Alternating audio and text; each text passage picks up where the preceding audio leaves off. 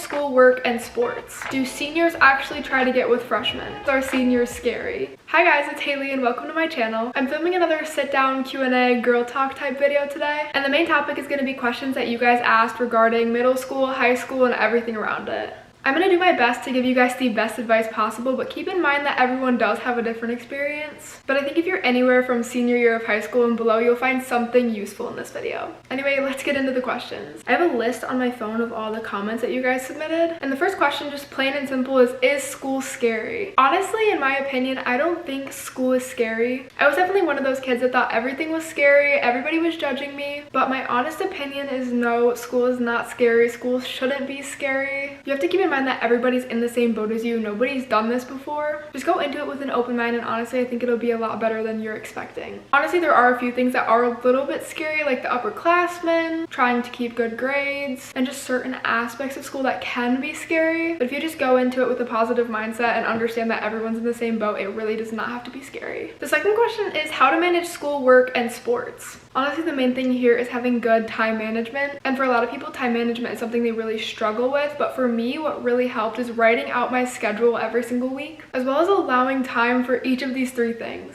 Every single day after school, I allowed time for myself to do homework. And let's say on a Wednesday, I didn't have any homework. If I knew I had a big project coming up on Friday, I would start that homework then. Allowing yourself extra time to get things done is really where you're going to succeed here. But make sure you're not spending all your time on one thing. Don't spend all your time on sports, all your time stressing about school, or all your time working. Time management is the biggest thing here, and keeping a well-written schedule is really what's going to help you in the end. Next question is kind of along the same lines, but how to manage school, parties, and social life. For me, the easiest way to stay on top of everything was to spend the school days getting all my schoolwork done, studying for tests, so when the weekend came, I could kind of forget about school and spend time with my friends. But you really have to be honest with yourself. If you're finding your friends and your social life taking over your school, then you really have to address that before it gets to be a problem. You want to make sure you're keeping a super balanced schedule so you don't overwhelm yourself in any aspect. But if you maintain getting your schoolwork done during the week and leave the weekends free, I think that's the best way to do it, at least for me. The next question is, what is a good makeup routine to look like you're not wearing too much? Honestly, for school, there are going to be people who are super try hard and do a full face of makeup every day, but don't let that scare you into thinking that you have to look super good every day. Honestly, you're waking up like anywhere from 6 to 7 a.m. and nobody should expect anybody to be like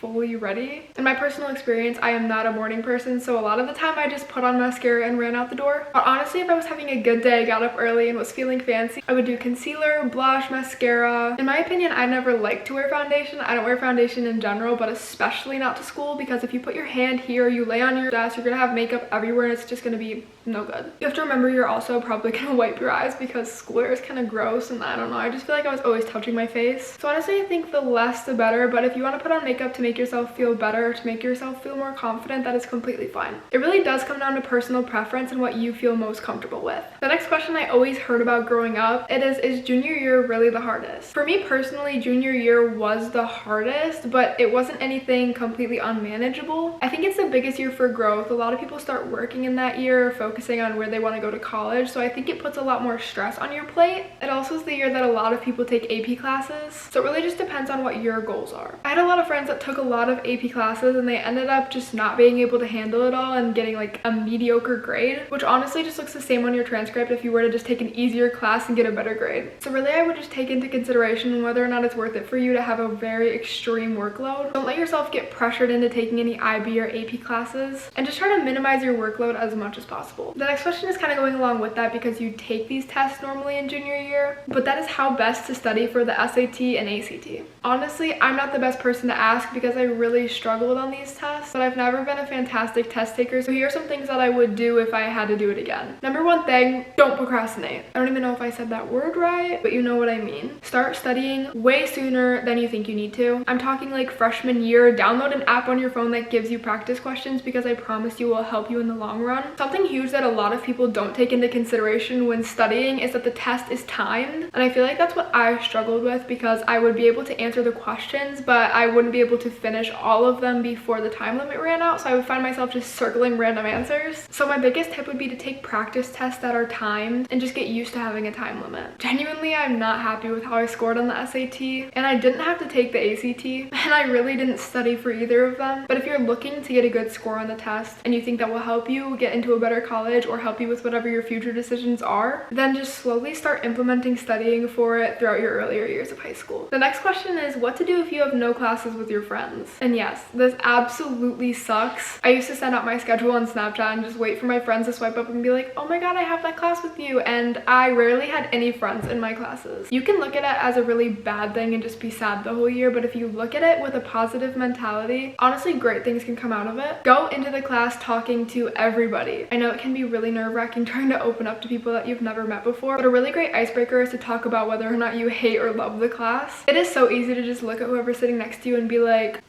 I hate this class. And they'll probably say, yeah, me too. And you already have a friendship kindling. Honestly, just remember that school friends don't have to be your friends outside of school, but having people that you can talk to in school and in your classes really makes the difference on how fast the day goes by. I got another question kind of based around this one, but that's how to make friends. And I would say use social media to your advantage. I know there's a lot of debate on whether or not social media is positive or negative, but for making friends, I think it really is a helpful asset. I know for me and a lot of people that I know, I have so many people that I've never talked to added on my Snapchat, but trust me, everyone is in the same boat and is trying to make friends around the beginning of the school year. Brady! Cockroach! Where? Minnie. Oh! Pause. Okay, we have a slight intermission. There's a cockroach running around on our floor. Welcome to Florida. And this is why I love having a boyfriend, because I'm terrified of bugs.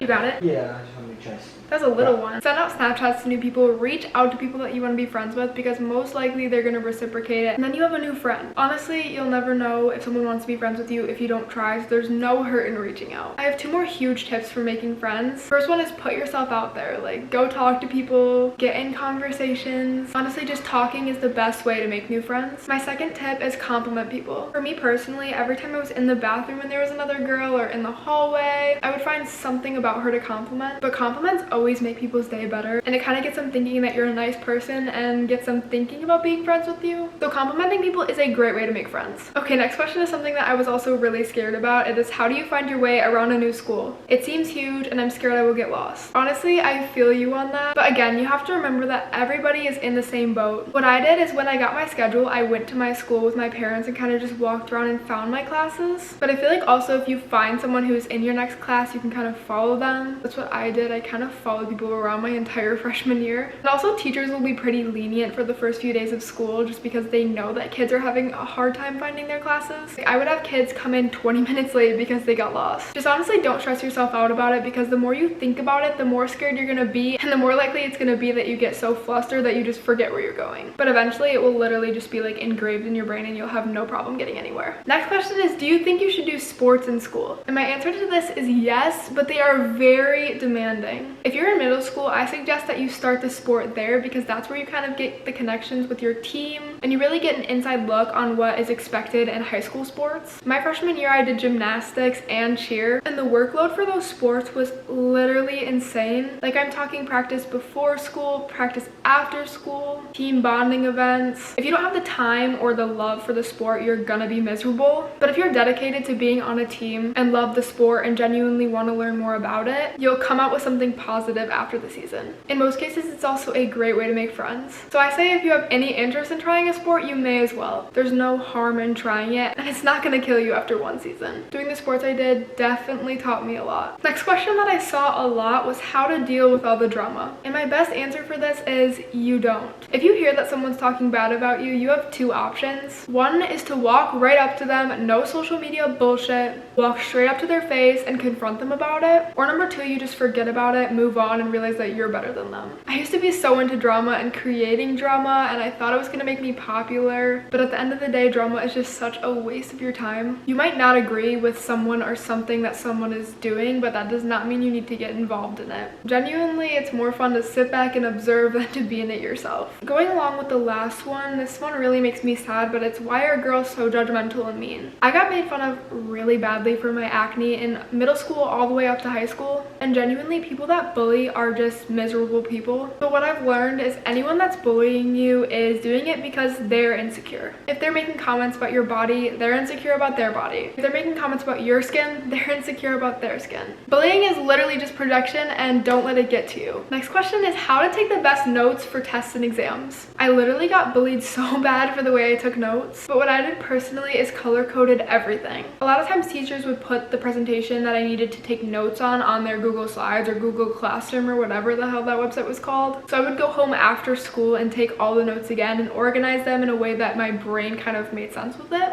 If you get those Papermate pens and just write everything color-coded, keep everything organized, that for me was the best way to kind of keep track and learn everything. My friends made fun of me so bad because it seems like a waste of time until my test grades were better than all of theirs. Sitting down and re-looking over your notes, reorganizing them also helps you learn it at the same time that you're rewriting it, so honestly it's just better overall. My camera just stopped recording, so hopefully the angle didn't change too much, but what I was saying was even though it takes more time to go home and rewrite the notes, it's less time you need to spend studying and more time you can spend after the test celebrating because you got a better grade. That's what worked for me, but I know a lot of people learn in different ways, so just look up studying tactics on Google, on TikTok, and find one that works for you. The next question I literally heard so much in middle school, and that is high school actually a lot harder than middle school? I feel like teachers go way overboard when talking about how much harder it's going to be in high school after middle school, but honestly the biggest thing you have to remember is you're learning more and more each year of school. So when you get to high school, you're not going to be like the same level you were when you were in 6th grade, and as you get smarter, even though the work is getting harder, you're learning the same amount. I hope that makes sense. But like, you're still learning like you were learning if you were only going from 6th to 7th grade. You're still learning a grade of work. So honestly for me, I didn't find high school to be harder than middle school. If anything, the workload was actually easier because you kind of had more control to do what you wanted with the work. Personally, the only thing that changed for me as the grades went up was everyone around me was getting older and the content in the work was getting more mature, but I didn't find it harder. I also was always told when I was in middle school that I was gonna have a reality check with homework when I got to high school, but that was also not true. If anything, I had less homework than I did in middle school. That's probably because my time management got better, so I finished more work in school. But as you learn, things do get easier, so overall, I don't think that going from middle school to high school is as big as a jump as they make it seem. This one actually disgusts me, but it's, do seniors actually try to get with freshmen? Sadly, the answer is yes. No, it's not like a cesspool. Not every single senior is trying to get with the freshmen, but there are those select few that for some reason think it's okay to go for the younger kids. Honestly, my best advice is to stay as far away from it as you can. When you're a freshman, you look at it a lot differently than the senior's point of view. Like when I was a senior, all the kids that were freshmen literally looked like babies to me, and that is not something that a senior should be going for. You might think that a senior is really hot or cute or nice, but in the end, you should not be getting with a senior. It is so gross, and all they're trying to do is smash and pass on to your next friend. Genuinely just do yourself a favor and avoid it. Okay, next is how to get a boy to like you if you don't know them well. My best tip for this would be reach out. I've been dating my boyfriend for 4 years, and I was a freshman when we started dating and he was a sophomore. We had never talked to each other, but I thought he was cute and I added him on Snapchat, started talking to him, and we grew a genuine relationship. I feel like people are always looking for the perfect opportunity to reach out to their crush, but honestly, the perfect opportunity is never gonna come up. Just one day, if you're feeling extra brave, walk up to them, ask for their Snapchat. The worst they're gonna say is no. Or if you have a class with them, strike up conversation, just start talking to them, get to know them. Genuinely, if you want a long-lasting relationship or one that isn't gonna break your heart like every high school relationship, genuine connections are what is gonna get you through. Getting to know them on a personal level and asking about things they actually enjoy instead of just heading to the bedroom. The biggest red flag is if a guy doesn't want to get to know you and he only talks to you at night. When you're in middle and high school, you really should not be putting all your attention into a guy that's just gonna screw you over or literally screw you and toss you over. Genuinely just focus on genuine connections and people that actually want to get to know you, because that is just way more important than a random hookup. I promise there are good guys out there, but a lot of relationships in high school just don't work. But I think if you do have a crush on someone, just reach out and see where it goes. There's no shame in trying, and for me it actually worked out. Going along with that is it okay to date? Depending on how old you are, I think it is okay to date, but it also just depends on your family and what they think. When you're in middle school and you can't really drive yourself around, it is a little bit more difficult to like hang out with guys one-on-one. But I think if you want to date, like, Sure, date. Just be aware that there are a lot of things that go into relationships that a lot of people don't realize. So make sure you're staying educated and staying safe. And if you have reserves about somebody, you probably just shouldn't be with them in the first place. But my honest answer is yes, it's okay to date, especially in high school. Another relationship-based question is, do breakups ever get better? I feel like you didn't have an authentic middle or high school relationship if you didn't have a breakup somewhere in there. But a lot of the times, breakups suck. Now this goes for friendship breakup, boyfriend-girlfriend breakups, situationship breakups, just any sort of breakup genuinely stings and hurts really bad. But as you're going through life, people are gonna come and go. So just genuinely believe in your heart that the person that was in your life was there for a reason. Most likely they served a purpose at a point in your life, and it's okay to move on. But even though it hurts, allow yourself to feel those emotions. My best advice would be to hang out with friends, talk to other people. Even though it hurts, I promise it does get better. And spending time with people that actually care about you is what's gonna save you in the end. Even though breakups